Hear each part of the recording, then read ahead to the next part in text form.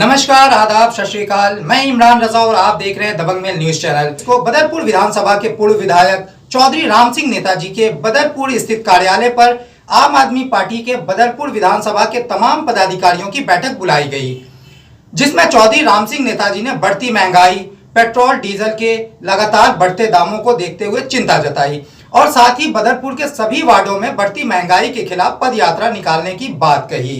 सभी वार्डों की जनता से महंगाई के लिए जागरूकता अभियान चलाने की बात कही और सभी को महंगाई के खिलाफ इस आंदोलन में शामिल होने को कहा। इस बैठक में बदरपुर विधानसभा के अध्यक्ष श्रीचंद बोहरा, वार्ड पार्षद तरवन कुमार समेत सभी वार्डों के वार्ड अध्यक्ष और पदाधिकारी शामिल हुए। बैठे हैं जिनका आशीर्वाद मेरे ऊपर रहता है। आप सबका यहाँ पर हमारे भाई बहनों का, नौजवानों का मैं सबका धन्यवाद करना चाहता हूँ।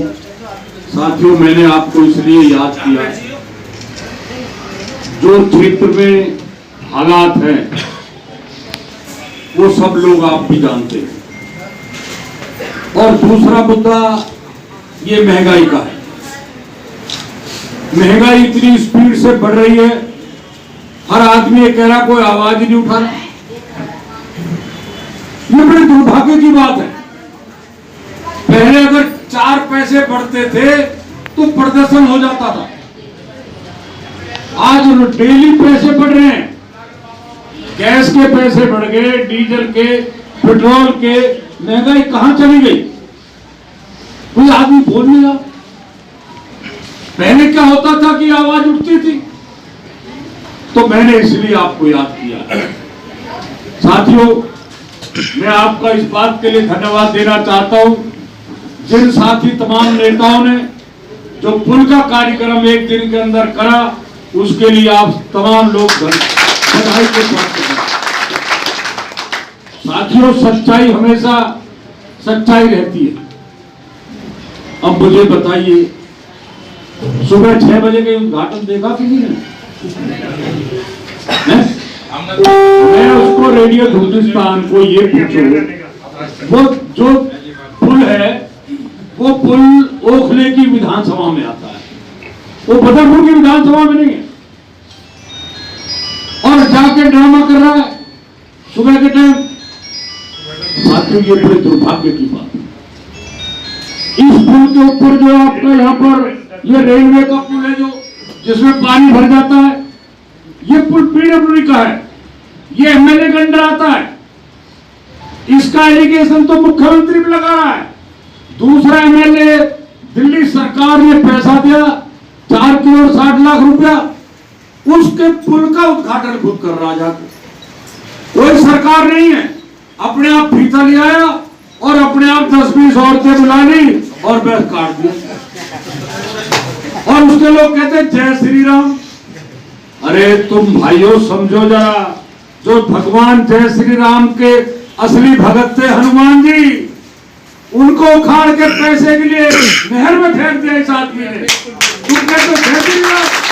शर्म आनी चाहिए इन लोगों को। ये व्यक्ति को साधारण व्यक्ति नहीं है। हमें इस क्षेत्र को आजाद कराना है। इसमें अधिकार है, 36 बराबर का अधिकार है। एक आदमी तुगलकाबाद से आकर यह क्षेत्र के लोगों को लूट कर चला जाता है। हमें रात को लड़ाकर अपना उल्लू सीधा कर रहा है। साथियों, इतना बड़ा उसने दफ्तर खोला, उसके आदमी अरुण राय, सीएल यादव एंड कंपनी। ये दिन भर लोगों के मकानों की कंप्लेंट करते हैं, फोटो कहते हैं और लोगों को लुटवाने का काम करते हैं। मैं आपको आह्वान करना चाहता हूं, जागिए, जागो, बीजेपी जाने वाली है। ये मैं कह रहा हूं, ये बात को। अब ये सरकार ज्यादा दिन बीजेपी की नहीं चलेगी देश के अंदर, क्योंकि आज देश इनके हाथ में नहीं रहा। आज जो देश के हालात हो गए हैं वो आपसे छुपे हुए नहीं है। आज कहीं चले जाइए, जो पढ़ा लिखा आदमी है वो बेचारा खीरा बेच रहा। दुर्भाग्य की बात। सिर्फ कहीं भी जाएंगे जय श्री राम, फिर मंदिर मस्जिद की बात, कब्रिस्तान और शमशान घाट की बात। अरे हम पूछना चाहते हैं, तुमसे बड़े भगत तो हम हैं जो हम मंदिर में जाते हैं। ये रात को सोने के बाद हमारे आरएसएस के भाई सुबह उठते घर में उठते लोग तिलक लगा लेते, जय श्री राम। ये भगवान को इस्तेमाल कर रहे हैं, ये ठेकेदार है धर्म के। ये गिरिराज जी नहीं जाता, इनमें से कोई मंदिर नहीं जाता, नहाते भी 15-15 दिन, और ये कह रहे जय श्री राम। साथियों, इतने बड़े ढोंगी सिर्फ कुर्सी के लिए। अरे भगवान आदरणीय है, भगवान तो वो चीज है जो संसार को चला रहा है। साथियों, ये लोग हमें आपको धोखा दे रहे हैं। मैं कहता हूं अपने तमाम नेताओं को, जागो।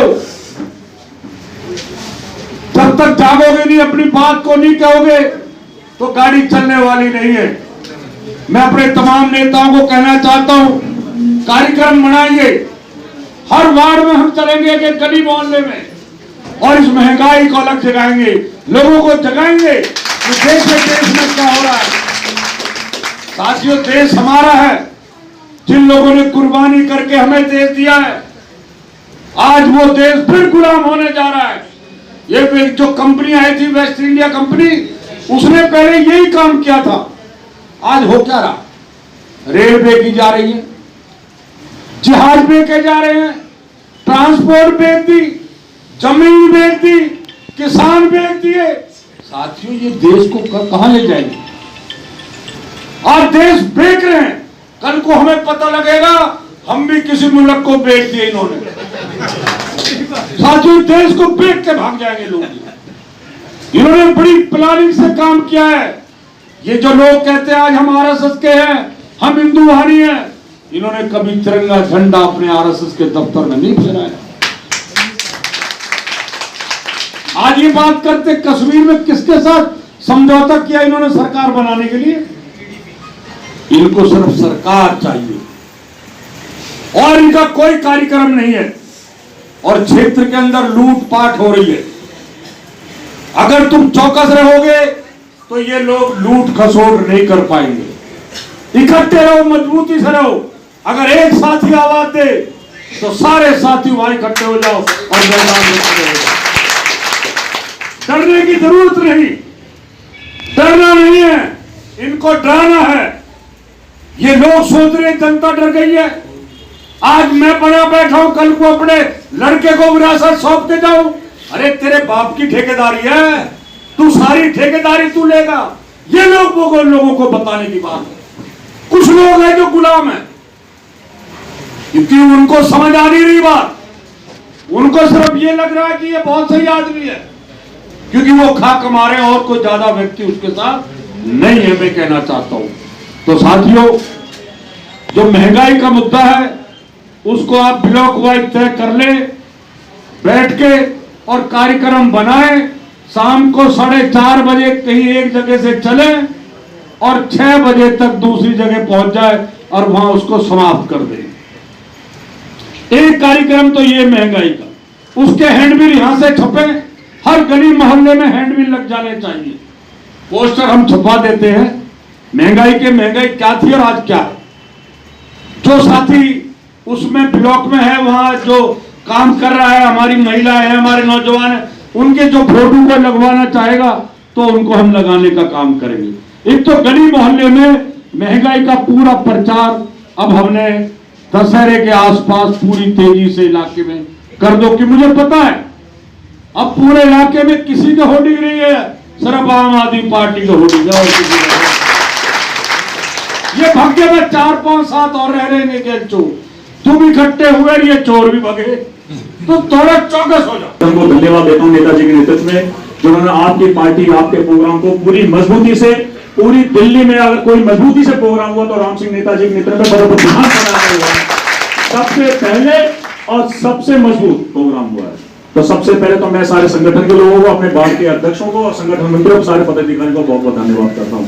दूसरा, मैंने पहले भी कहा था, जब जब नेताजी सड़क पे उतरेंगे, रामवीर बिधुड़ी चोरी की तरह आएगा और उद्घाटन करके चला जाएगा। ये मैंने पहले से कहा। और बाबा, नेता तो सबको बनना पड़ेगा। राम सिंह नेता गली गली में जाकर, जब भी रामवीर बिधुड़ी को आप भगा सकते हो,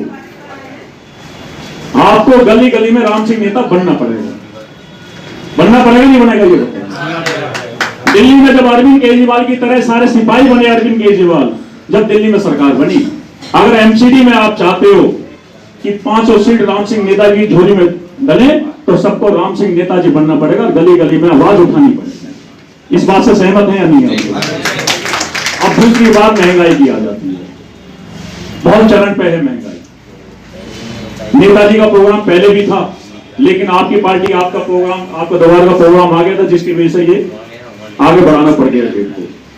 राम सिंह नेताजी का आशीर्वाद जो मिलेगा उस संगठन को, जो संगठन के लिए आदेश होगा, संगठन पूरी मजबूती से 5 वार्ड अध्यक्ष और 5 वार्ड संगठन मंत्री और सारे पदाधिकारी जो प्रदेश के लोकसभा के नेताजी, हम आपको विश्वास दिलाते हैं, जो मार्गदर्शन आपका होगा पूरी मजबूती से रामवीर बिधूड़ी को उखाड़ कर अगर तुगलकाबाद ना भेज दें आपके द्वारा, तो हमारे भी आम आदमी पार्टी के कार्यकर्ता नहीं, पूरी मजबूती से काम करेंगे आपके नेतृत्व में।